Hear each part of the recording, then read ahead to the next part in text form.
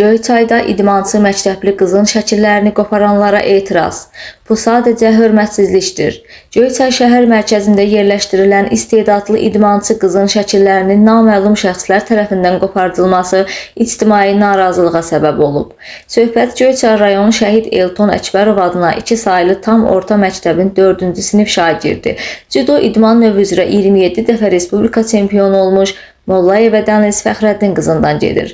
Dənizin atası bildirib ki, qızının qazandığı nailiyyətlərin daha çox dəyərləndirilməsi və onun ruh yüksəkliyinin artırılması məqsədi ilə şəxsi vəsaiti hesabına qızının şəkillərini şəhərin bir neçə yerində yerləşdirib.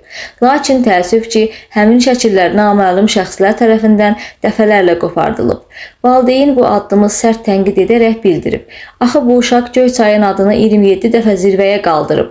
Kiminsə bu şəkilləri qopardıb zibil kimi atması sadəcə hörmətsizlik və mənəvi qəddarlıqdır. Hadisədən sonra Dənizin atası şəkilləri yenidən çıxartdıraraq şəhər mərkəzinə vurub. O bildirib ki, qızının zəhmətinə və əzmli fəaliyyətinə qarşı bu cür münasibət onu yolundan döndərə bilməz. Valideynin sözlərinə görə kiminsə paxıllığı və ya mənasız qərəzi Dəniz kimi istedadlı uşaqların sevincini kölgə altına ala bilməz. İctimaiyyət isə haqlı olaraq sual edir.